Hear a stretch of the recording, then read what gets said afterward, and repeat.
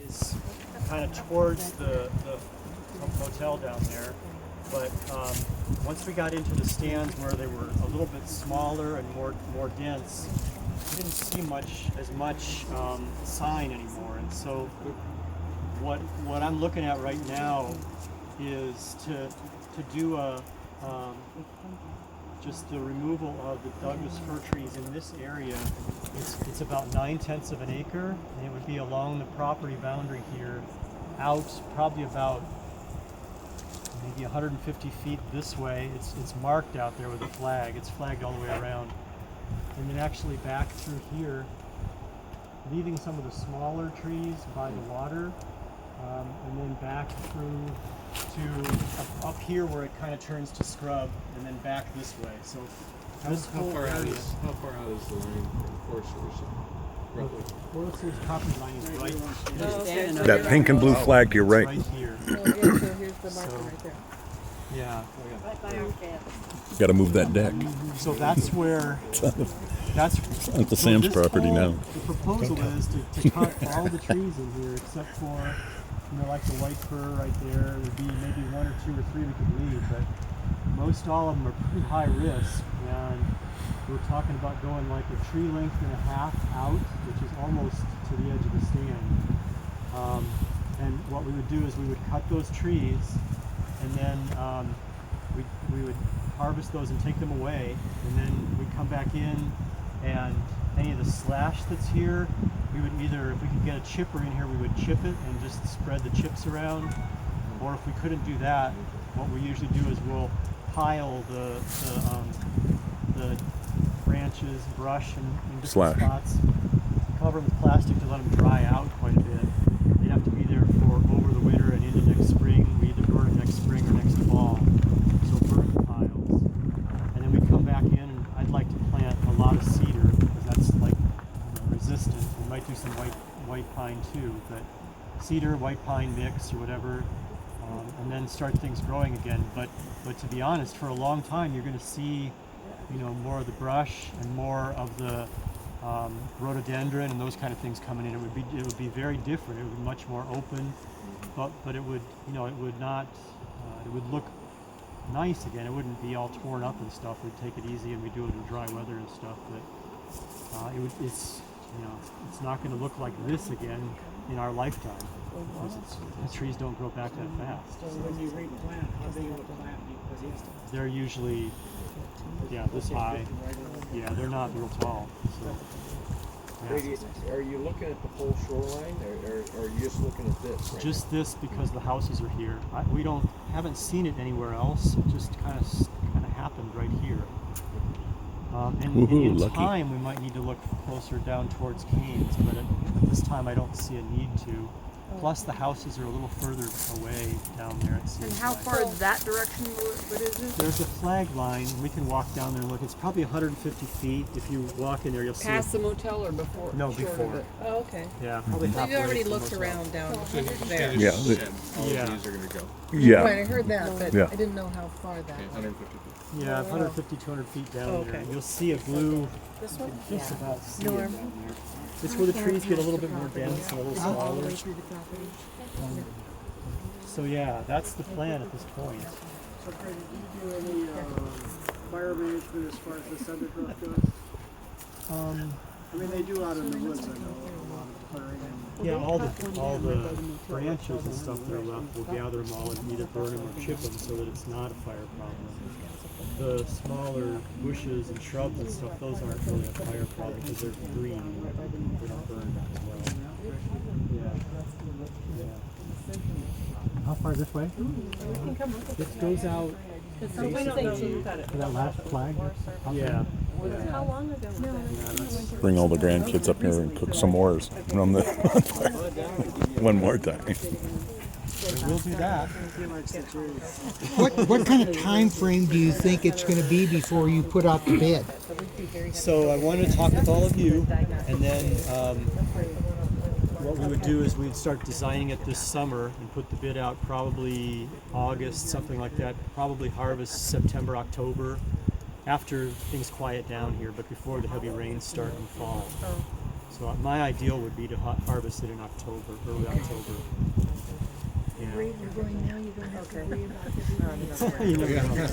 Could be. So you would skid them out preferably rather than helicopter them? Yeah, the cost is just too excessive. What we'd like to do is, if there was some way to get through to San Em, we'd like to just be able to bring a self-loader lug truck here and just load them and then just go out that way. I was going to talk with For a nominal fee, we'll let you use this. Okay. We'll just hold off on the remodel. Right down to here. Yeah, right. Get a new house out of it. Yeah, I'll go. I can do that. That works for me.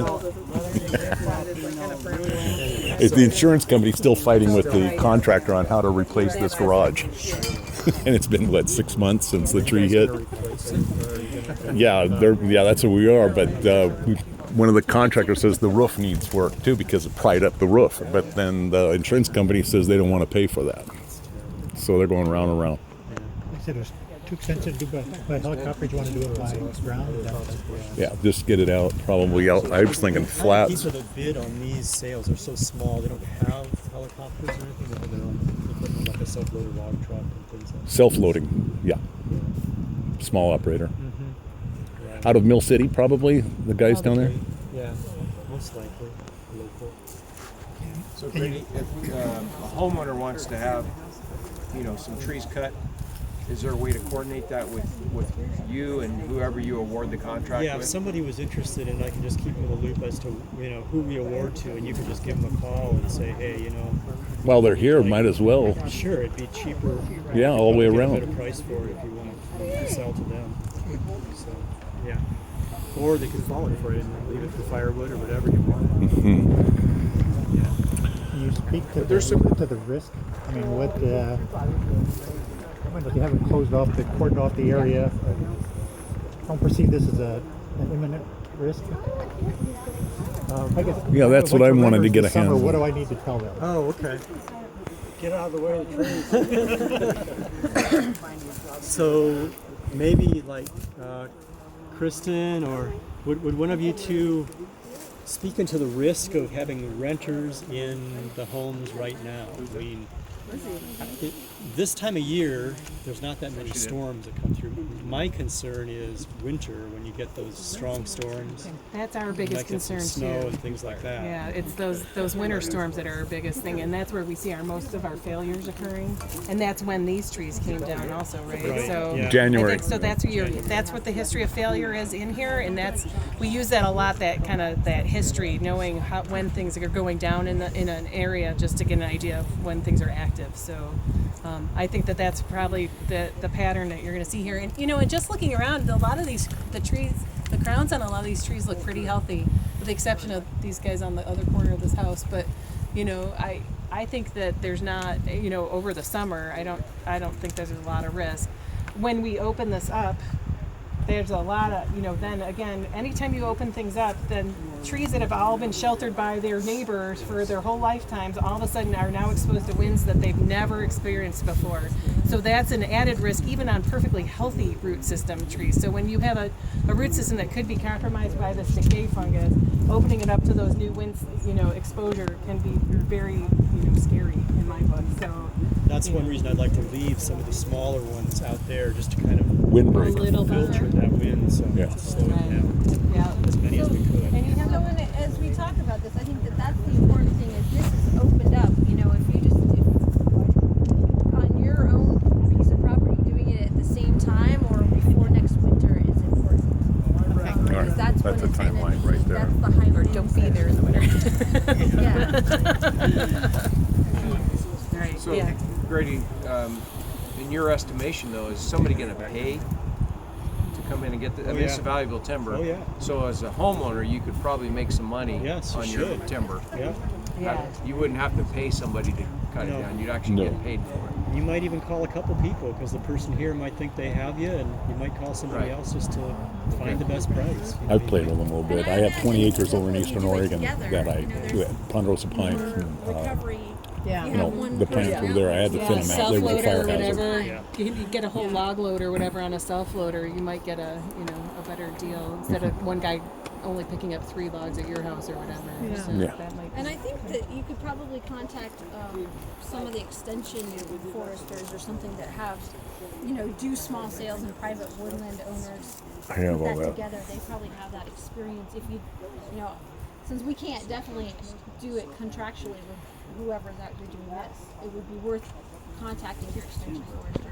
Yeah, they'd have. You guys so federal people- then? You're Yes, federal. Yeah, this is a whole nother state. OSU extension. Yes, in this exactly. county, and I'm sure they have a list of people that they can recommend that they know are reputable, that do good work, do small sales like this. The mill people, they have everybody, Right, the buyers, and whatever you need to do. exactly. So that'd be Yeah. another estimate you could get besides having Yeah. whoever takes your bid. They would have knowledgeable Right. about who works in And this then the area. other thing I almost hesitated saying this, but if you're not just in this area where we know laminated root rot is, and you think about hiring an arborist or somebody to come out, you want to make sure you ask them questions. And this is just not now. This is the next several years. If you're worried about it again, ask them if they have any experience working in more forested landscapes, because this is not a really urban tree issue.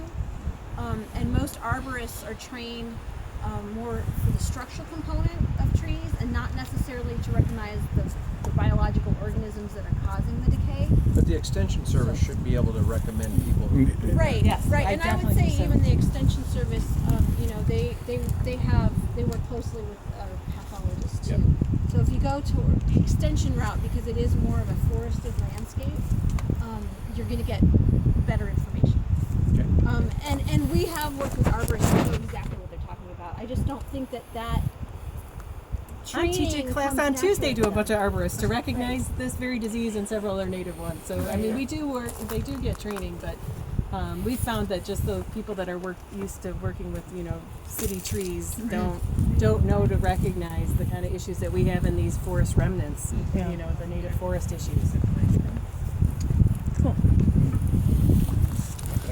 I needed to know. So other questions?